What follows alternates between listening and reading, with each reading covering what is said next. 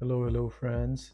Today we're diving into a classic Vietnamese dish that's both delicious and fun to make, Banh Xeo. This savory, crispy pancake is a staple in Vietnamese cuisine and translates to sizzling cake because of its sound when it hits the hot pan. Let's get started. First, we'll make the batter. In a large bowl, combine 1 cup of rice flour, 1 cup of coconut milk, 1 cup of water, and half a teaspoon of turmeric powder, and a pinch of salt. In this recipe, I use the sodium-free salt alternative as I have sodium restriction.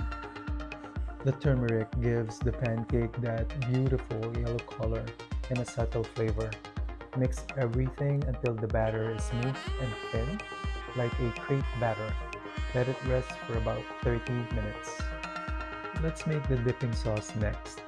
In a small bowl, mix 1 teaspoon of shrimp powder, 1/4 cup of lime juice, 2 tablespoons of sugar dissolved in 1/4 cup of hot water, 1 tablespoon of garlic powder, and 1 teaspoon of chili flakes. This sauce adds that perfect tangy kick. If you have no problem with sodium intake, feel free to use fish sauce, a popular condiment or ingredient in Asian cooking. In this recipe, I just replaced fish sauce with shrimp powder. Too much sodium is not suitable for the body anyway, whether you have a heart condition or not. You may decide what's best for you. I love this dipping sauce and I use it for many other dishes. While the batter rests, prep the filling. We have 1/2 pound of shrimp, 1/2 cup of sliced white onions, chopped scallions, cilantro, and bean sprouts. You can also add mushrooms or other vegetables if you like. I tidy up my mise en place on the right side of the stove to have a smooth flow when I start cooking. Heat a bit of oil in a pan over medium-high heat. Add the shrimp and onions, sauteing them until the shrimp are pink and tender. Now for the fun part, making the pancakes. You will pour a little fold of batter on top of your shrimp and vegetable, just enough to have a thin pancake sheet to combine the other ingredients. Then add a handful of bean sprouts to one side of the pancake, then cilantro for some more herby, peppery freshness. Cilantro brings a good bright color contrast to our banh chao. Look at that, green, yellow, and pink from the shrimp. How festive. Do you hear that sizzle? It sounds and looks delicious already. Cover the pan with a lid for a minute or two to let the batter cook through and get nice and crispy. I'm making the second round of pancakes where we repeat the same process. Banh chao has a rich history in Vietnamese cuisine. It's believed to have been influenced by French crepes during the colonial period, but with a unique Vietnamese twist using rice flour and turmeric. Traditionally, it's cooked over an open flame in a sizzling hot pan, where it gets its name, sizzling cake.